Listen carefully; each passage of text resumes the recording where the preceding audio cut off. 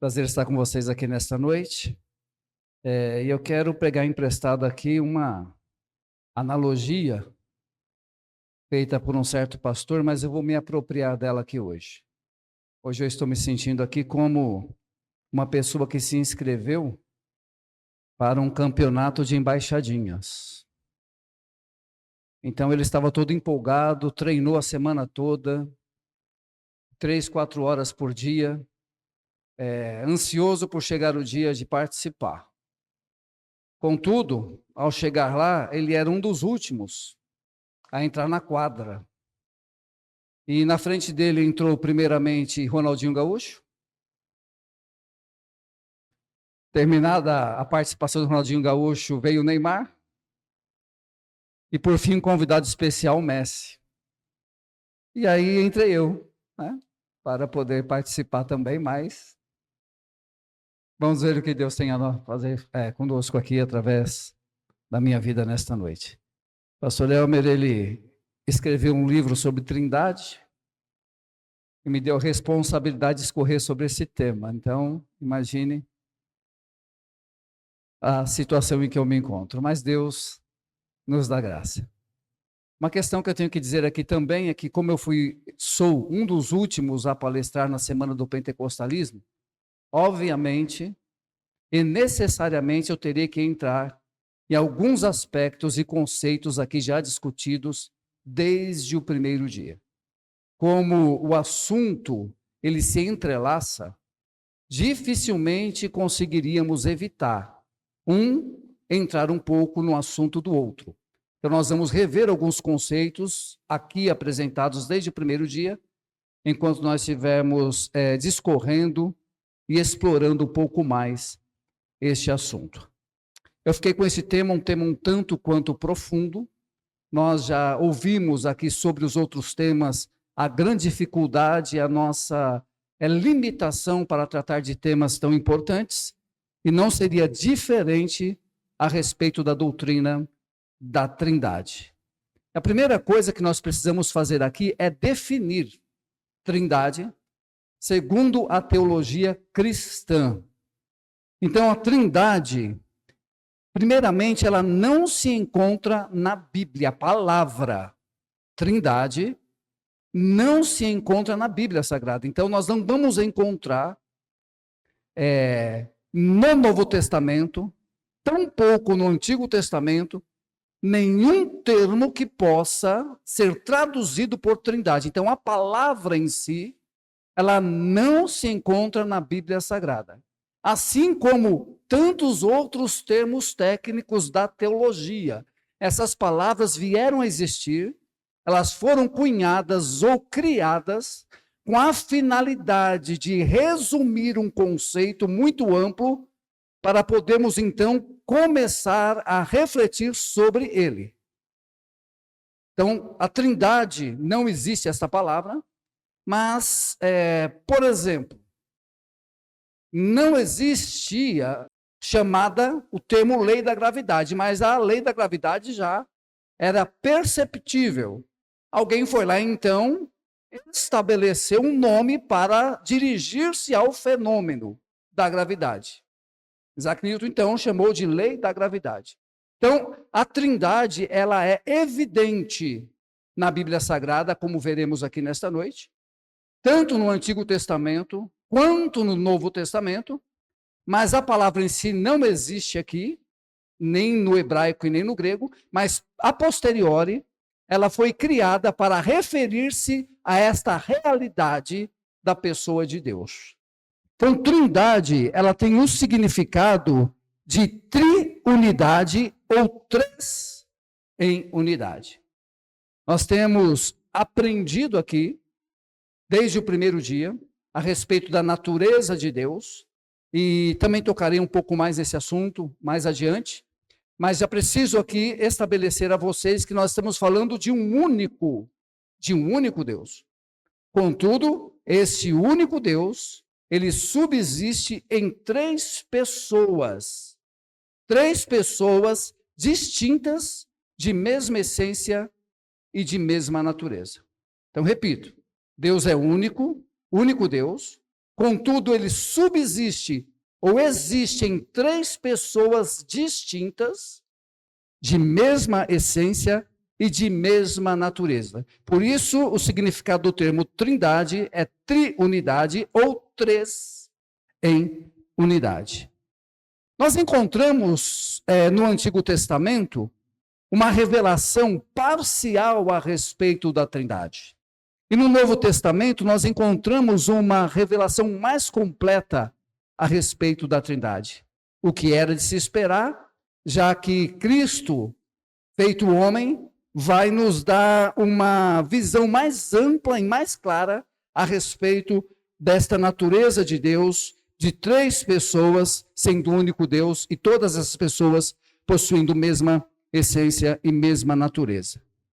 O pastor Eliú, ele já tocou aqui no assunto ontem, eu preciso retomá-lo, a respeito do primeiro versículo, do primeiro capítulo do livro do Gênesis, ou do princípio de todas as coisas. E nós encontramos lá no hebraico, claro que eu não vou conseguir falar com toda a desenvoltura que o pastor Eliú tem no hebraico, mas lá tem Bereshit bara Elohim. Bereshit bara Elohim. Então, dentro desta frase, no princípio criou Deus, a palavra Deus ali é Elohim. E no hebraico, uma das formas de plural é o men, ou seja, transliterado para a língua portuguesa por M.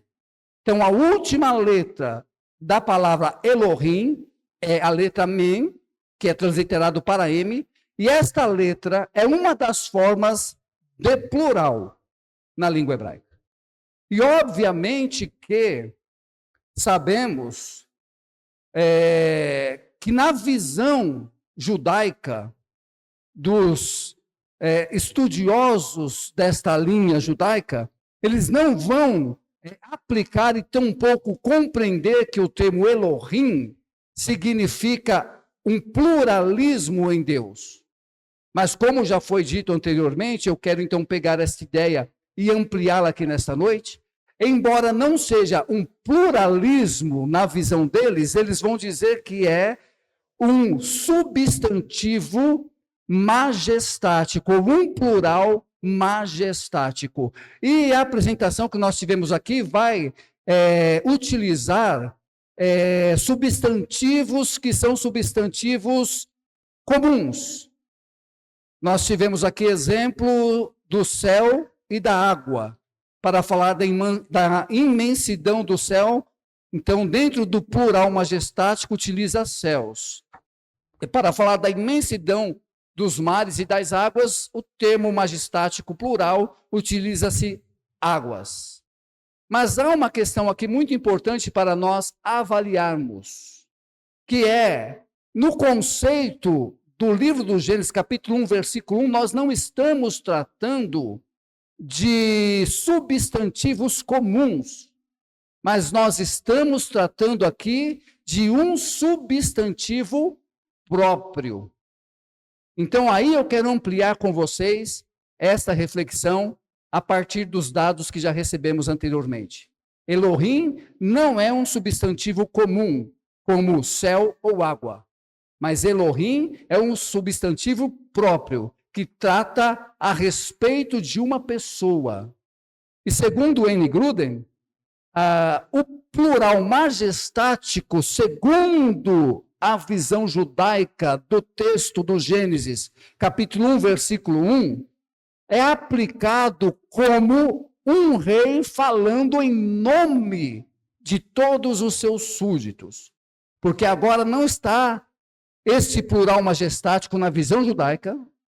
A nossa visão não é que esse plural seja majestático, mas esse plural majestático na visão judaica, para um substantivo não comum, mas próprio, ou seja, o nome de Deus Elohim, é como se esse soberano estivesse falando a alguém em nome de todos os seus súditos, porque com a sua soberania, ele decide independentemente da vontade daqueles que estão debaixo da sua autoridade. É como se alguém apresentasse uma petição a um rei, a um soberano, e esse soberano respondesse: nós vamos atender o seu pedido. Mas ele diz nós no sentido majestático, porque sendo ele uma autoridade, ele fala em nome de todos os seus súditos e sustenta a sua palavra, porque ele é soberano. Esta é a ideia, além da ideia dos substantivos comuns, como céus e água, essa é a ideia do substantivo próprio, segundo Wayne Grudem. Mas esta ideia, embora seja corrente dentro do judaísmo, que nega a possibilidade da trindade, e deste nome ser plural, por conter aqui 3 pessoas distintas de mesma essência e natureza, então eles vão usar esse plural majestático como se o rei falasse em nome de todos os seus súditos, de acordo com a sua própria soberania. Contudo, na Bíblia hebraica ou no Antigo Testamento, não existe sequer uma referência de um soberano ter dito, em nome de todos os seus súditos, a respeito da sua própria decisão, usando o plural na primeira pessoa, nós. Então, embora essa visão ela exista, ela não pode ser sustentada pela Bíblia hebraica ou pelo Antigo Testamento. Mas nós temos, na verdade, de acordo com a doutrina protestante e também de acordo com a doutrina pentecostal e todas as doutrinas ortodoxas cristãs, nós temos, na verdade, aqui uma clara concepção de Deus na sua pluralidade. Então, o nome Elohim é uma clara concepção de Deus na sua pluralidade. Alguns textos, por exemplo, como Gênesis, e você pode abrir a sua Bíblia, Gênesis capítulo 1, versículo de número 26, que nós vamos utilizar aqui são textos conhecidos da maioria das pessoas, para fundamentarmos o conceito de trindade, primeiramente, no Antigo Testamento. Gênesis capítulo 1, versículo de número 26. Diz assim: também disse Deus, façamos o homem à nossa imagem, conforme a nossa semelhança. Então, primeiramente, aqui não é um plural majestático. Aqui Deus ele está se comunicando com outras pessoas na eternidade. Nós sabemos que, primeiro, como algumas pessoas um dia quiseram aludir, primeiramente, Deus ele não está falando com anjos. Por quê? Porque os anjos não foram feitos conforme a natureza divina na sua plenitude. Os anjos, se Deus estivesse aqui falando com os anjos, os homens, então, seriam semelhantes a uma natureza angelical e não uma natureza apenas divina. Então, Deus não está falando com anjos. Deus ele está falando aqui com outras pessoas que estão no mesmo pé de igualdade, no mesmo patamar de autoridade dele. E essas pessoas estão participando da criação do homem. Outro motivo, então, é que os anjos não criaram os homens. E Deus disse, façamos o homem à nossa imagem e conforme a nossa semelhança. Então, outro ponto é que os anjos também não criaram os homens. Quem criou os homens foi Deus. E Deus usa o plural. E no plural nós temos aqui uma inferência de mais pessoas que estão trabalhando juntas com o mesmo propósito de criar o homem à imagem e semelhança. E nós sabemos que anjos não criaram homens. Então, nós temos o conceito de trindade no capítulo 1, versículo 26, na própria criação do homem ou da humanidade. nós encontramos o seguinte em Gruden: o verbo plural façamos e o pronome nós não são expressões majestáticas, pois, na língua hebraica, como no Antigo Testamento, não encontramos nenhum monarca que utilize os verbos e pronomes no plural para referir-se a si mesmo, como eu já havia dito. Também não é possível afirmar que Deus está falando a anjos, pois eles não participaram da criação do homem, tampouco o homem foi feito à imagem e semelhança de anjos. Portanto, no texto em questão, temos a indicação da pluralidade das pessoas no próprio Deus. O que cabe a nós aqui é ressaltar: o plural não é majestático, e Deus não está falando com criaturas menores que ele, ou criadas por ele. Deus está falando com outras pessoas, e essas pessoas são compreendidas então, e essa revelação fica muito mais clara no Novo Testamento, como as outras duas, o Filho e também o Espírito Santo.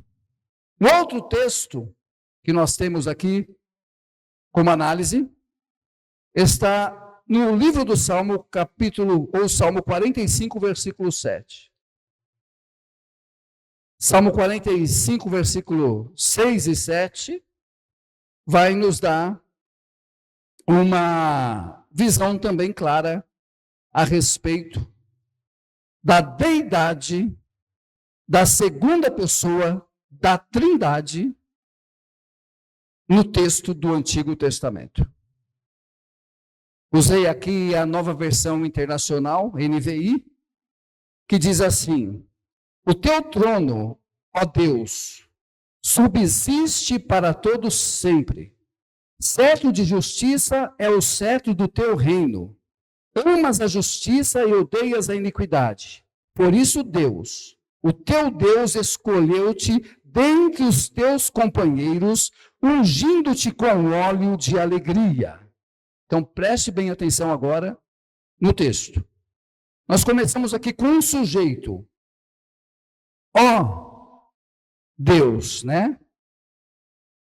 O teu trono. Então, primeiro, o salmista está se dirigindo aqui a Deus. Ó, o teu trono, ó Deus, subsiste para todo sempre. Depois nós temos aqui: ama a justiça e odeias a iniquidade. Por isso, Deus, o teu Deus, escolheu-te dentre os teus companheiros, ungindo-te com óleo.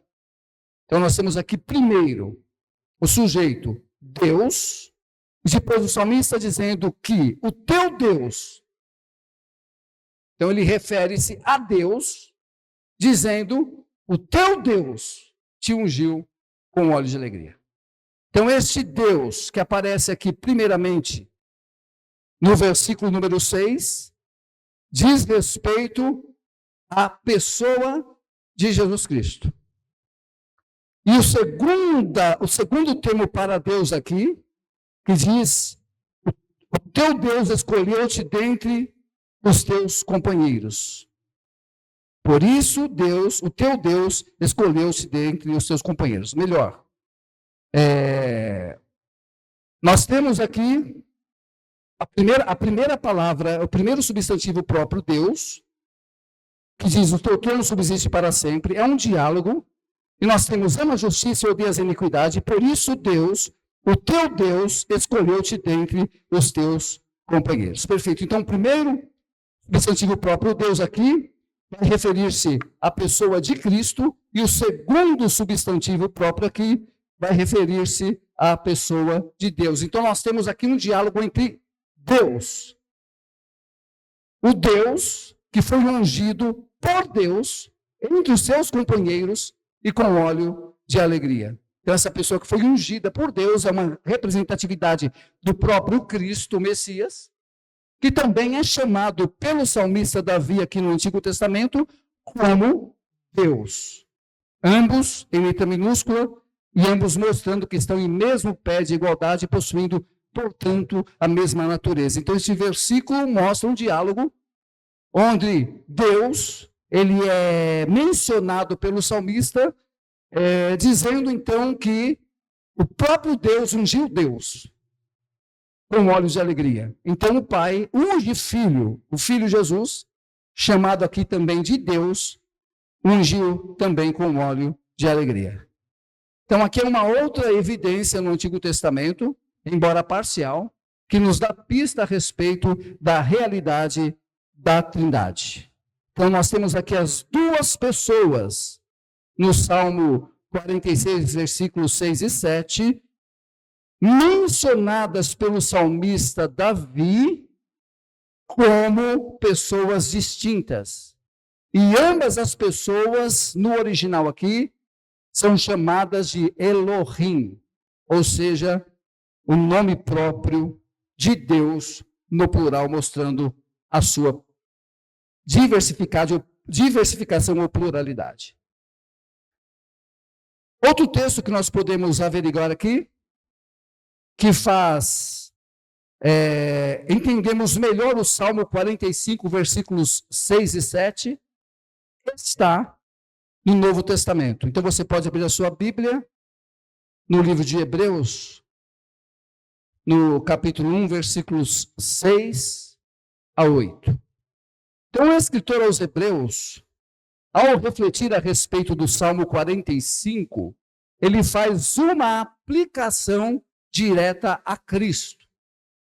Então o escritor aos Hebreus compreendeu completamente que o salmista Davi estava referindo-se à segunda pessoa da Trindade nesta evidente declaração encontrada neste poema.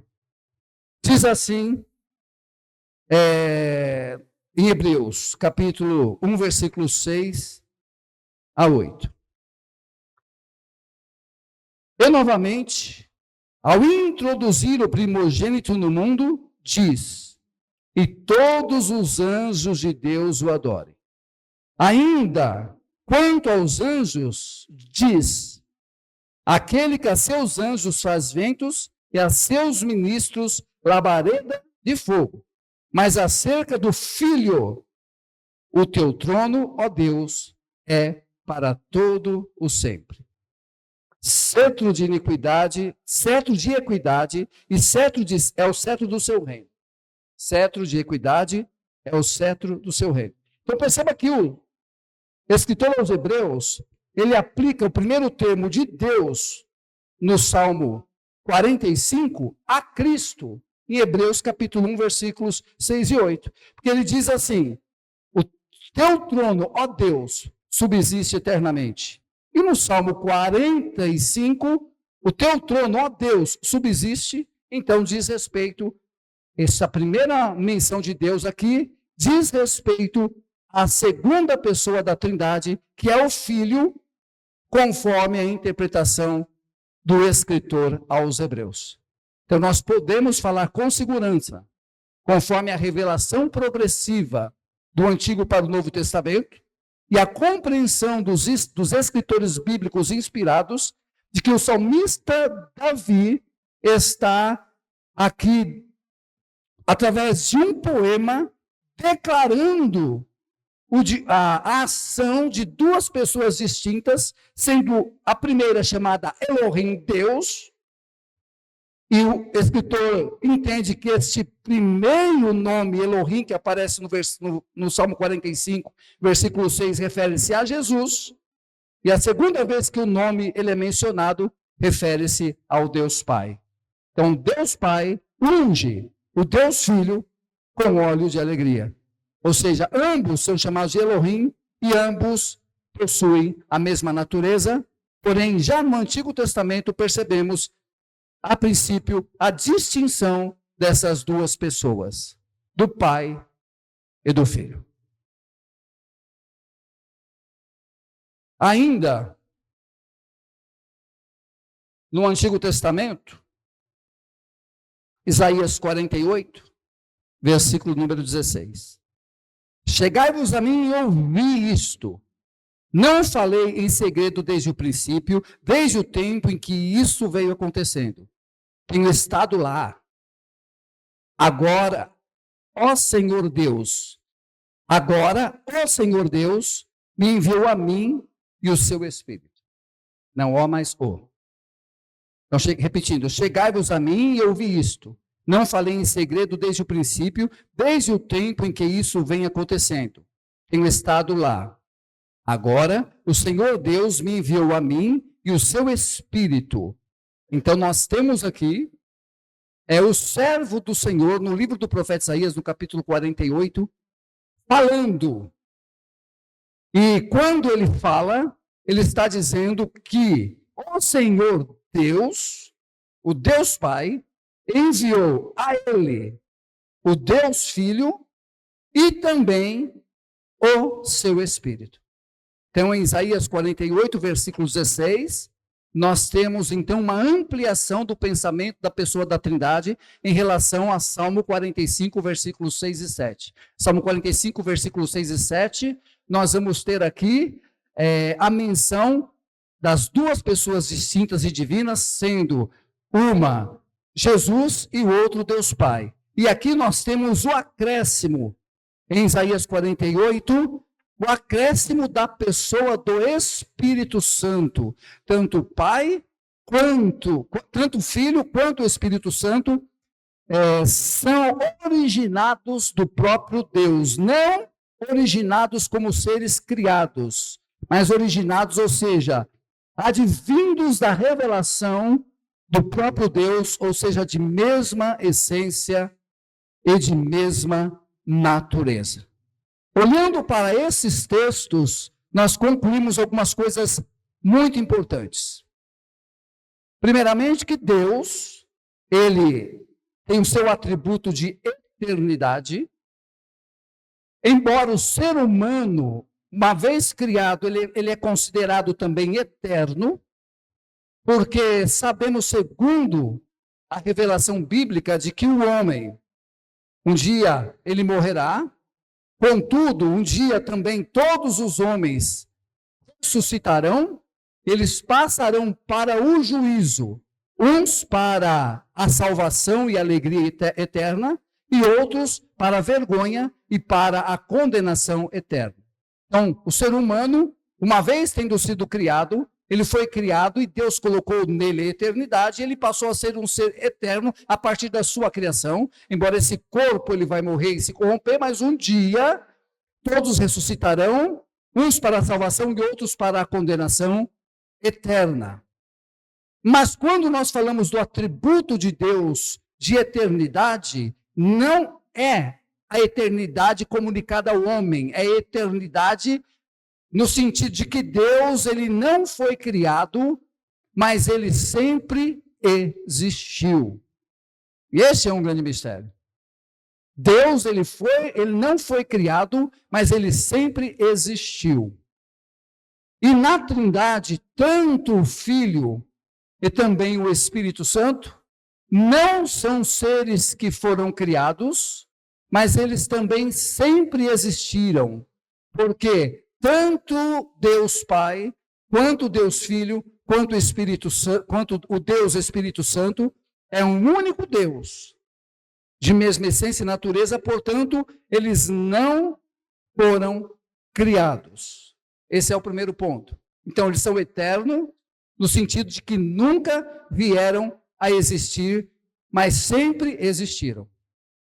Eles não foram criados, não tiveram origem, por isso não vieram a existir por uma ação de outro ser, ou alguma ação aleatória.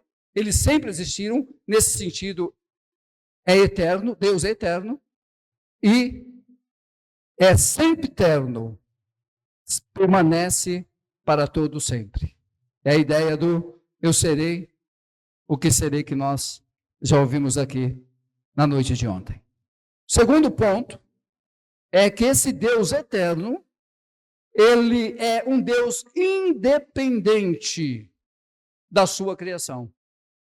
Então ele não depende em nada da sua criação. Então Deus não criou o mundo ou criou os homens porque ele necessitava de ser glorificado através da sua natureza ou ser glorificado através da criação do homem. Embora a natureza e a criação do homem demonstrem a glória de Deus, mas a glória de Deus já existia antes de qualquer coisa ter sido criada.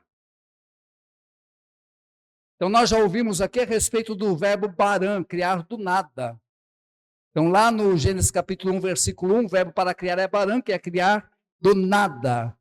E ampliamos a reflexão aqui para dizer que criar do nada aqui significa criar sem nenhuma matéria pré-existente. Quando não havia um átomo sequer, Deus criou todas as coisas. Então a ideia do verbo baran é criar do nada nesse sentido. Não havia nenhum átomo de qualquer matéria. E Deus então trouxe tudo à existência. A ideia do verbo baran. Porque tem uma questão filosófica aqui de que Deus não poderia criar do nada no sentido pleno, porque o próprio Deus é tudo. Então, se Deus criou, e o que veio a existir veio de Deus e Deus é tudo, então as coisas criadas não puderam vir do nada no sentido mais pleno, porque Deus é tudo. Mas Deus criou do nada no sentido de que não havia uma fagulha de qualquer matéria e Deus fez tudo existir de si mesmo. Então, como Deus é tudo, nós não poderemos chamá-lo de coisa alguma ou de nada. Então, criar do nada significa não haver matéria-prima estabelecida antes do seu ato de criação. Tudo veio dele.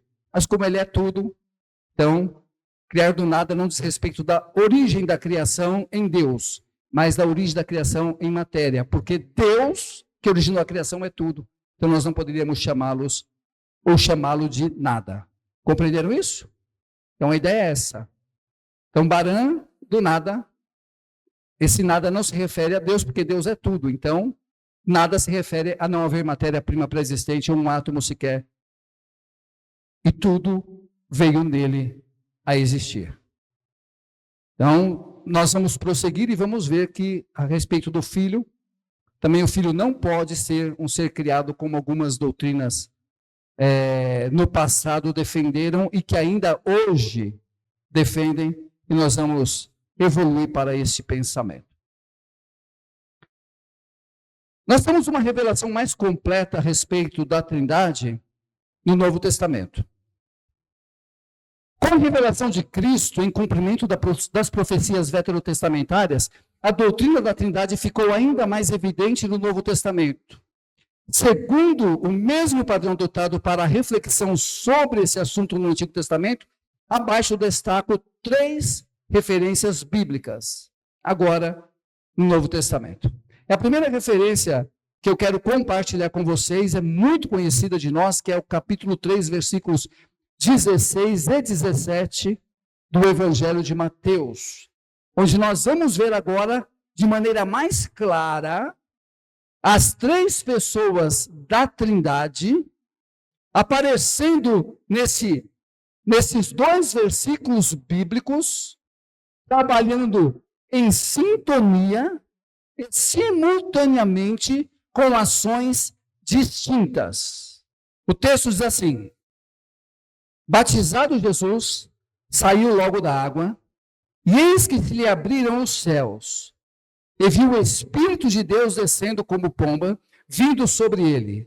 E eis uma voz dos céus que dizia: esse é o meu Filho amado, em quem me comprazo. Ora, nesses versículos nós temos os 3 membros da Trindade simultaneamente. Então Jesus, ao ser batizado, foi visto, João Batista viu descer sobre ele o Espírito Santo em forma corpórea de pomba. Então nós temos aqui o Filho sendo batizado e uma outra pessoa, porém distinta do Filho, que desce sobre ele em forma corpórea de pomba, que é o Espírito Santo, a terceira pessoa da Trindade, e Deus, a primeira pessoa da Trindade, que brada do céu dizendo: este é o meu Filho amado em quem me alegro.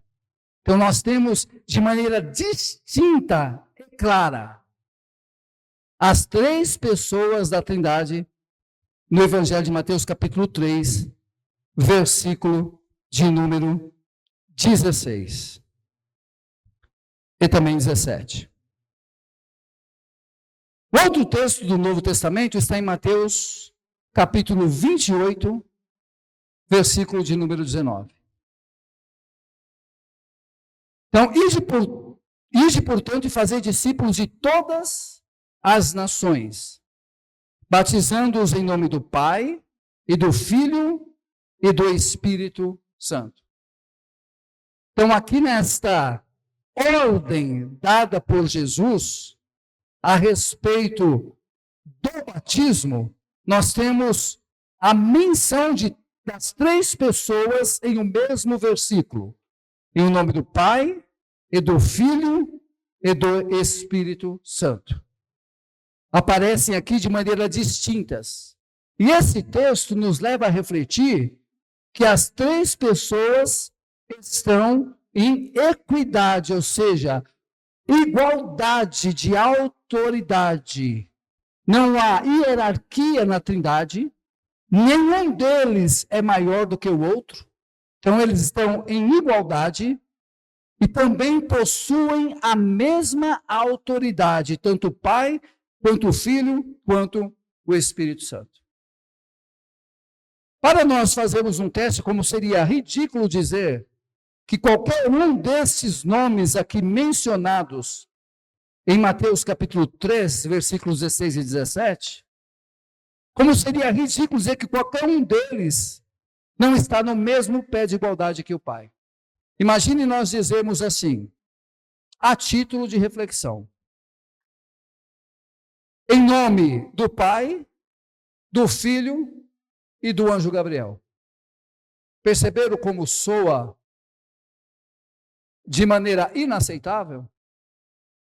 Então, tanto o Filho quanto o Espírito Santo têm a mesma autoridade, está no mesmo pé de igualdade de natureza e de essência que o Pai está.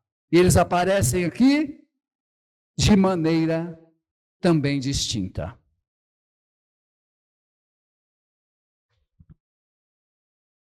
Gostaria de mais um texto aqui, 1 Pedro, capítulo 1, versículo 2. Gostaria de refletir com vocês também nesse texto. Quando o apóstolo Pedro ele vai dizer assim: eleitos, segundo a presciência de Deus Pai, em santificação do Espírito, para a obediência e a aspersão do sangue de Jesus Cristo. Ele depois vai continuar a sua reflexão, mas o que nós temos aqui para observar é o apóstolo Pedro mencionando as três pessoas distintas. Então, ele fala aqui a respeito da presciência de Deus, ele fala a respeito da santificação do Espírito e da aspersão do sangue de Jesus Cristo. Então, se no Antigo Testamento nós temos uma revelação mais parcial e mais inferente a respeito da Trindade, com a manifestação e encarnação de Cristo, nós temos uma clara doutrina dessas três pessoas de mesma essência e natureza, porém sendo pessoas distintas, que não se confundem. Contudo, essas três pessoas é um único Deus. A nossa razão humana é difícil de entender essa revelação. Mas não é porque a nossa razão humana não consegue absorver essa realidade que ela deixa de ser uma realidade. E temos percebido que desde o Antigo Testamento e também do Novo Testamento, essa realidade ela aparece repetidas vezes e que dentro da teologia sistemática foi cunhado o nome de Trindade para se referir a esta verdade bíblica que aparece em todos os textos sagrados no nosso cânon. Deus é uma pessoa, Deus é o único Deus que se manifesta em 3 pessoas distintas. Mas, como isso é muito difícil de absorver, nós vamos perceber que dentro da filosofia grega e dentro de alguns conceitos de alguns filósofos, tentaram então tornar mais palatável a pessoa do Filho e do Espírito Santo, trazendo uma reflexão a respeito deles como se eles não fossem Deus igual ao Pai. E é o que nós vamos ver a partir dessa reflexão. Deus é um. E eu não posso deixar de repetir a vocês Deuteronômio 6, versículo 4, que é o Shema. Ouve, ó Israel, o Senhor nosso Deus é único Senhor. Então nós temos aqui, Deus é um.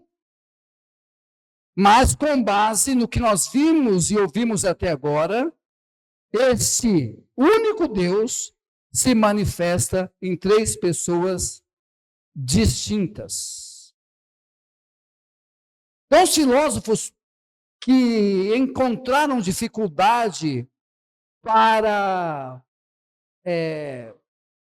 entender esta realidade espiritual, eles procuraram rearranjar este assunto de maneira que ele pudesse tornar-se mais cognitivo.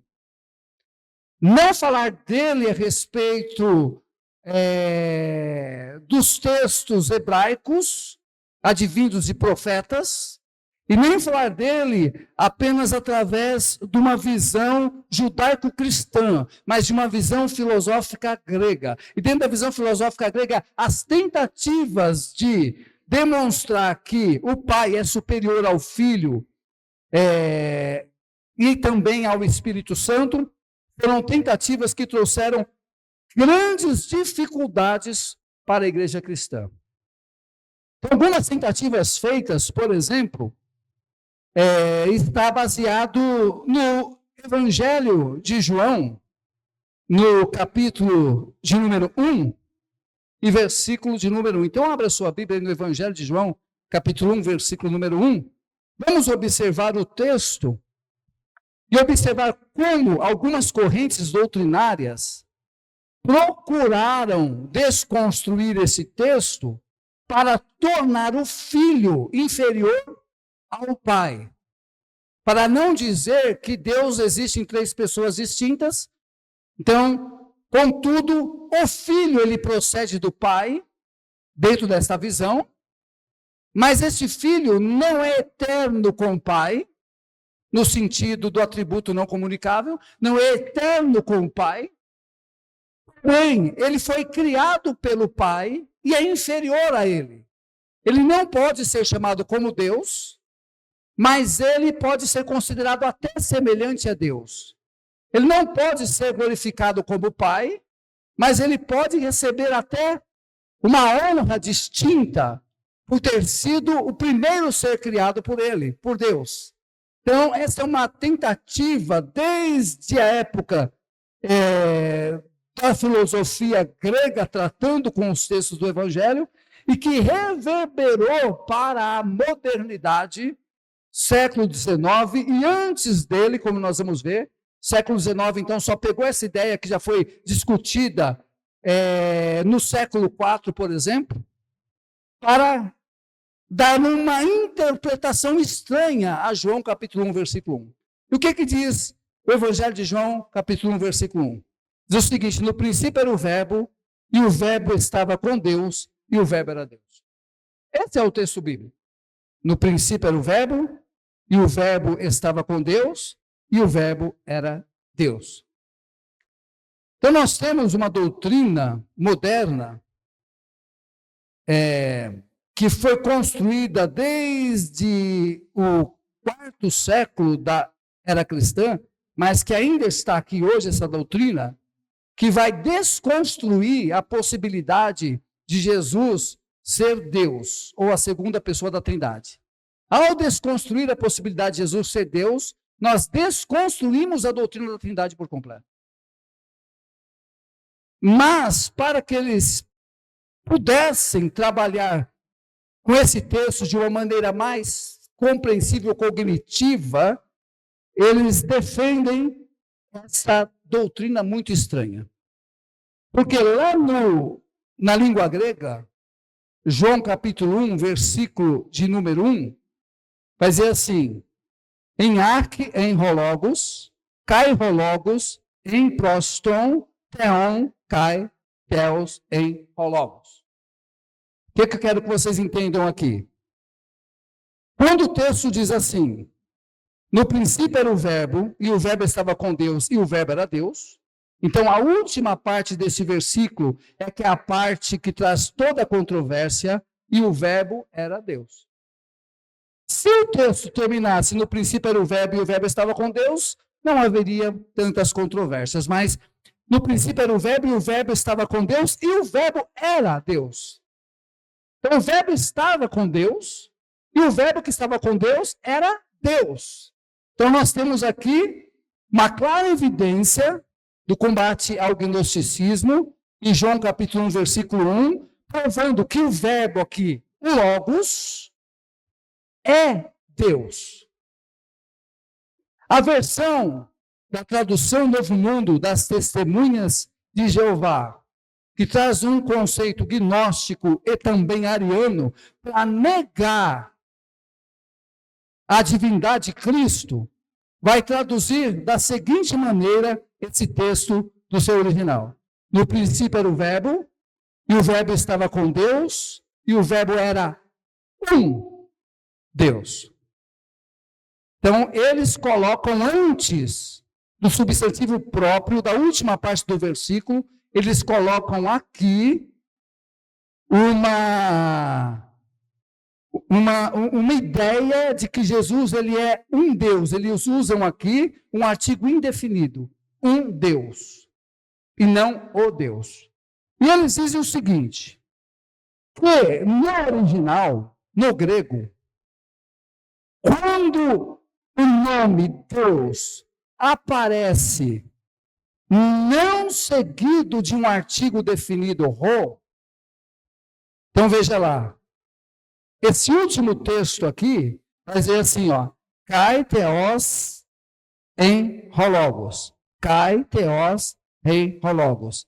E Deus era o verbo. E Deus era o verbo. Então não está aqui e ro theos. Está kai theos. Faltou o artigo definido. Não tem um artigo definido. Então, como não está kai ro theos, Deus, então eles dizem que pela ausência de um artigo definido ro, tem que se colocar um artigo indefinido, um Deus. E isso traria a reflexão de que Jesus seria um Deus inferior ao Pai. Não o Deus, mas um Deus. Contudo, eles não explicam que no mesmo Evangelho de João, o nome de Deus aparece diversas vezes, não seguido do artigo definido ro. E eles atribuem este Deus ao Deus Pai, porque é inegável e incontestável. Então, esse acréscimo do artigo indefinido 1, antes do nome de Deus, na última parte do versículo 1 de João 1, é entendido como um Deus apenas aqui, porque remete ao Logos, como Deus.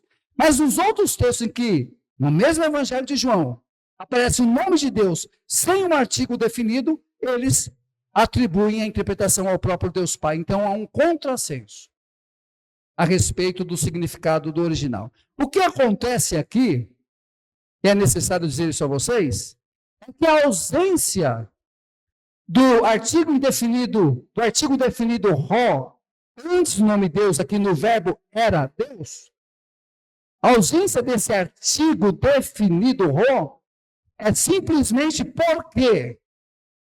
Porque Deus aqui, kai, theos, em Logos, e Deus era o Logos.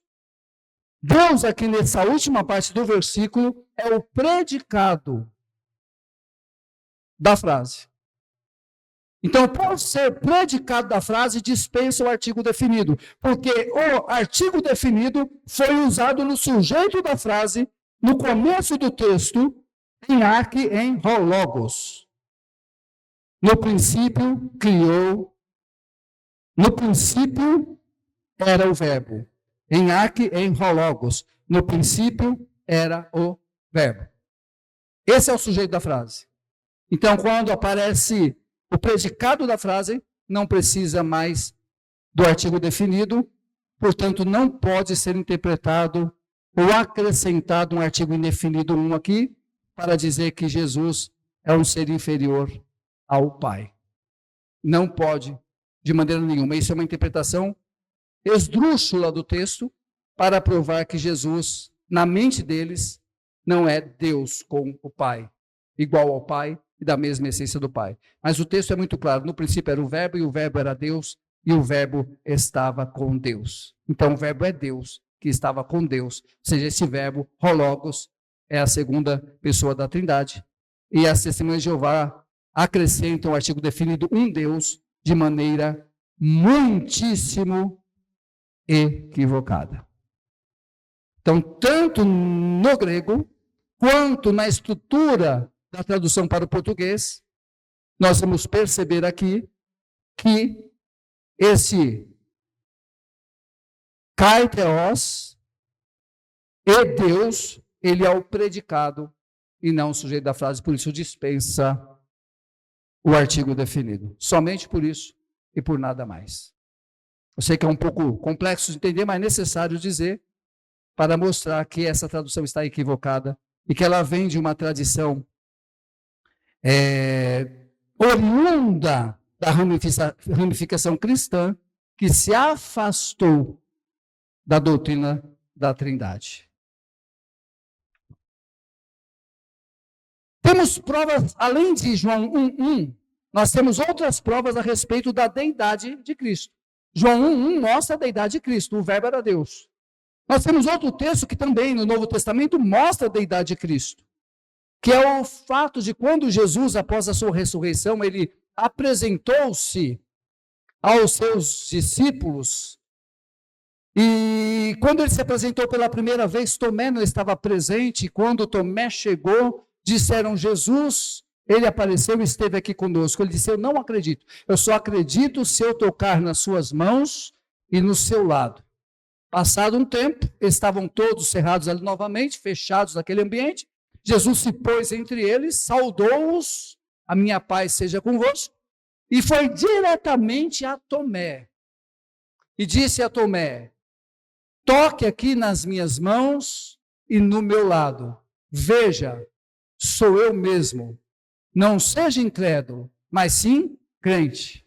E o texto bíblico diz que Tomé prostrou-se diante de Jesus e exclamou: Senhor meu e Deus meu.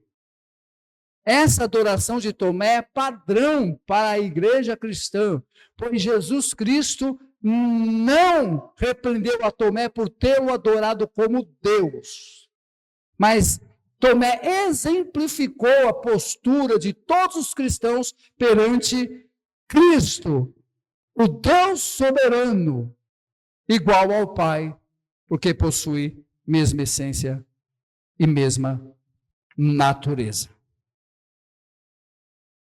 Eu trouxe aqui um texto a vocês, para a nossa rápida reflexão,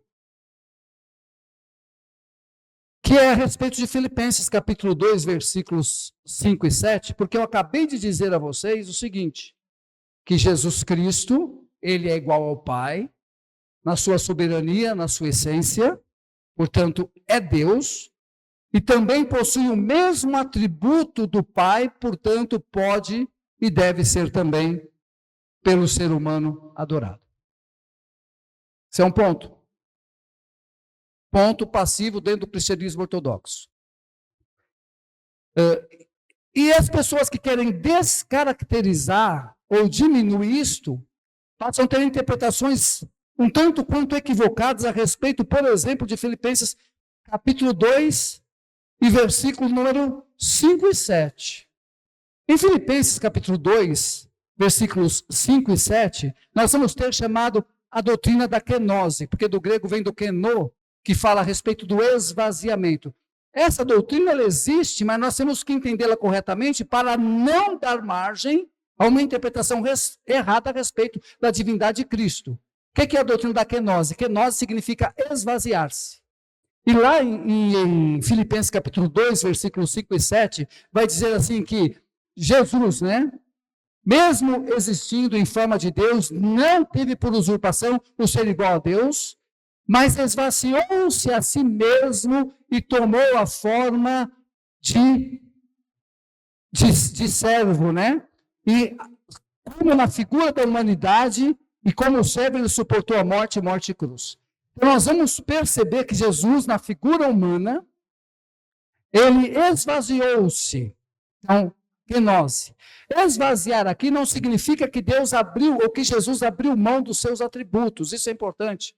Porque Deus, a pessoa de Deus, para falar de maneira didática, a pessoa de Deus é a soma dos seus atributos. Então, nós trabalhamos aqui, na semana do pentecostalismo, os atributos incomunicáveis de Deus, por exemplo, onipotência, onipresença e onisciência. Quando Deus se encarnou, quando Jesus Cristo se fez homem, ele não deixou seus atributos. Porque se Deus, didaticamente falando, é a soma dos seus atributos, se falta um atributo, já não pode mais ser Deus. Então você imagine, se nós mantemos apenas o atributo onipotência e o atributo onipresença, e nós tiramos o atributo onisciência. Olha, se é onipotente e é onipresente, mas não sabe de todas as coisas, não pode ser Deus. Então Jesus ele não abandonou, na doutrina da kenose, ele não abandona os seus atributos, mas ele se limita à condição humana para cumprir uma missão específica como homem. Então, Deus, o Cristo encarnado, ele se limita no uso dos seus atributos divinos para cumprir uma missão como homem, mas os atributos estão lá nele, porque ele é Deus. Então, se nós dissemos que ele deixou de lado seus atributos, ele deixou de ser Deus, porque Deus é a soma dos seus atributos. Mas ele, como homem, se limitou à sua condição e não utilizou deliberadamente, enquanto aqui estava, todos os seus atributos para cumprir missão na figura humana, como homem. Mas os atributos permaneceram nele. E nós vamos ver lampejos desses atributos nas ações de Cristo no Evangelho. Quando ele fala à tempestade e ao mar, e eles se acalmam, ele está usando a sua onipotência. Quando em João capítulo 6, versículo 54, se não me falha a memória, é dito através do registro joanino que Jesus não precisava que falasse alguma coisa sobre os homens, porque ele conhece o coração dos homens, conhecia o coração dos homens, é um lampejo do seu atributo, onisciência. Quando ele fala a Natanael, eu te vi quando estava debaixo da figueira, antes de vir ter comigo, é um atributo. Um lampejo do atributo que nele está, mas que ele se limitou em usar para cumprir a sua missão como homem. Mas os atributos estavam nele. Então, o que Filipenses está dizendo com o termo esvaziar? Uma coisa muito interessante é que desde toda a era da igreja, nós não vamos encontrar até 1860. Então, durante pelo menos 1800 anos, nós não vamos encontrar ninguém compreendendo a doutrina da kenose como Deus abrindo mão dos seus atributos, como Jesus abrindo mão dos seus atributos. Inclusive, pais da igreja, mestres da igreja, que falavam a língua grega e falavam a língua do nascimento, nunca interpretaram Nó aqui, como Jesus deixar os seus atributos. Nem os falantes natos da língua interpretavam assim. Eles interpretavam esvaziamento no sentido em que realmente o texto quer dizer. Que Jesus, o que Paulo está tratando aqui em Filipenses, é a questão de os irmãos estarem querendo ser superior ao outro. E ele diz, tende o mesmo sentimento que houve em Cristo Jesus.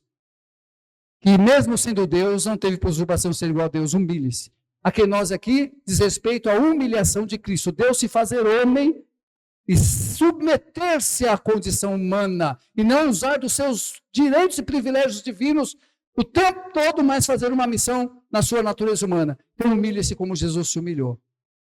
Esvaziamento aqui é humilhar-se e não deixar de lado os seus atributos. Isso é importante, porque se nós dissermos que Jesus deixou seus atributos, logo Jesus ele não poderia ser Deus, porque Deus é a soma dos seus atributos. Warfield, em seu livro Person and the Work of Christ, ou seja, a pessoa e a obra de Cristo, ele diz o seguinte: ele é declarado no Novo Testamento na mais exata expressão possível, ser tudo que Deus é e possuir toda a plenitude dos atributos do que faz Deus, Deus. Então Jesus possui toda a plenitude dos atributos desde a eternidade, inclusive encarnado, os seus atributos lá estavam, porque ele é Deus. Amém? Estamos já partindo para o encerramento? Até agora nós temos 3 proposições importantes. 3 proposições. Que, primeiro, Deus é 3 pessoas distintas. Segunda proposição, cada pessoa é plenamente Deus. E terceira proposição, só há um Deus. Repito, Deus é 3 pessoas distintas. Segunda proposição, cada pessoa é plenamente Deus. E terceira proposição, só há um Deus. Inclusive, a deidade do Espírito Santo também é aprovada no Novo Testamento, lá em Atos capítulo 5, versículo 4, quando mentiram a respeito da venda da propriedade, Ananias e Safira, e quando Ananias chegou diante de Pedro com a sua mentira, ele disse assim, Pedro disse assim, por que mentistes ao Espírito Santo a respeito do valor da venda da propriedade? Não mentiste ao homem, mas mentiste a Deus. Então, o Espírito Santo é Deus. Prova da doutrina da Trindade também com o Espírito Santo, comprovadamente sendo Deus. Essas 3 proposições, Deus é 3 pessoas distintas, cada pessoa é plenamente Deus e só há um Deus. Na história da igreja, pelo menos 2 delas tentaram desconstruir. A tentativa de tentar desconstruir 2 dessas preposições levaram a heresias destrutivas. A primeira pessoa que tentou desconstruir isto foi lá em 215, Sabélio de Pentápolis. O que é que ele fez? Ele negou a existência de 3 pessoas distintas e criou uma heresia conhecida como patripacionismo ou monarquianismo modal. Ele vai falar assim, o que é o patripacionismo ou monarquianismo modal? Ele vai dizer que existe um único Deus, mas que esse Deus único não existe simultaneamente em 3 pessoas distintas. Esse único Deus, ele existe e ele muda na história, modalismo. No Antigo Testamento, esse Deus, ele apresentou-se como Jeová. No Novo Testamento, ele deixou de ser Jeová e apresenta-se como Jesus, como se trocasse a roupagem. E depois, na época, após o derramamento do Espírito Santo, capítulo 2, a partir, ali no capítulo 2 do livro de Atos, a partir do derramamento do Espírito Santo, é a era do Paracleto, a era do Espírito Santo, e que esse Jesus agora, ele se apresenta como o Espírito Santo. Então, no Antigo Testamento, Deus, ele apresentou-se como Deus.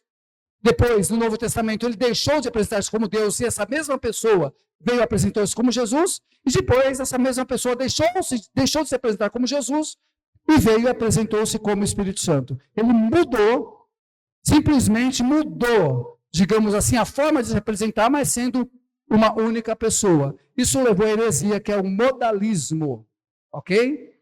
Que existe hoje, inclusive algumas denominações, chamadas denominações cristãs. Ainda, a tentativa de negar que essas pessoas sejam distintas. Ok? Aqui, a primeira vez, Sabélio ele vai tentar negar que existem três pessoas. Depois essa heresia ela vai evoluindo para mostrar que pode até haver três pessoas, mas elas não são distintas. Não são Deus. Ok?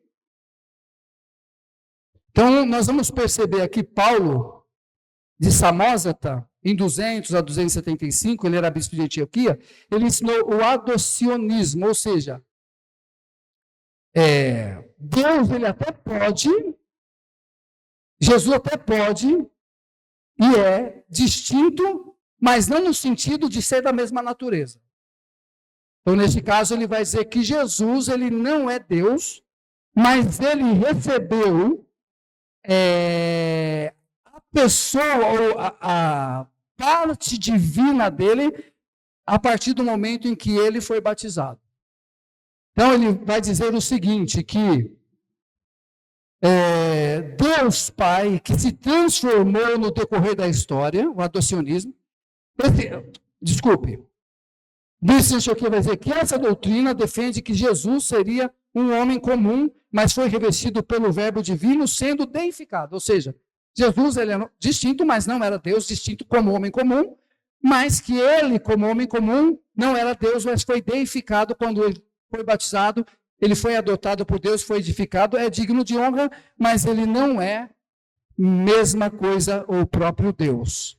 E isso evoluiu para o arianismo, que também hoje é muito influente em algumas ramificações cristãs. O arianismo ele vai afirmar que o Pai, o Filho e o Espírito Santo procedem do Pai, mas no sentido de que vieram a existir. E quanto a Jesus, foi criado pelo Pai.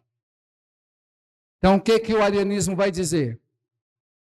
Existe o Pai, existe o Filho, existe o Espírito Santo. Contudo, nem o Filho e nem o Espírito Santo são Deus, ou é Deus. O Pai criou o Filho. E o Espírito Santo é procedente do Logos, do Filho. Ou seja, o único ser divino é Deus. E o Filho e o Espírito Santo não são Deus, mas são procedentes, no sentido de ter sido criado. Um dos textos que é utilizado para defender isso é Colossenses capítulo 1, versículos 15 e 16, que diz assim: esta é a imagem de Deus invisível, o primogênito de toda a criação, pois nele foram criadas todas as coisas, nos céus e sobre a terra, as visíveis e as invisíveis, sejam tronos, sejam soberanias, quer principados, quer potestades, tudo foi criado por meio dele e para ele. Então, esse texto que diz que ele é a imagem de Deus invisível, o primogênito de toda a criação. Essas pessoas que defendem, então, que Jesus Cristo é um ser criado, utilizam esse texto para dizer que primogênito significa o primeiro a existir na criação. Que Jesus, então, teria sido o primeiro ser criado por Deus, portanto, primogênito. Mas o texto não está dizendo isso. Porque o texto continua dizendo que todas as coisas foram criadas por intermédio dele, de Jesus, que é o Criador, portanto, um aspecto de divindade de Cristo. O que o texto está querendo dizer aqui é a cultura hebraica de que o primogênito, ele tem toda a autoridade a respeito de toda a herança, e ele é soberano sobre todas as coisas.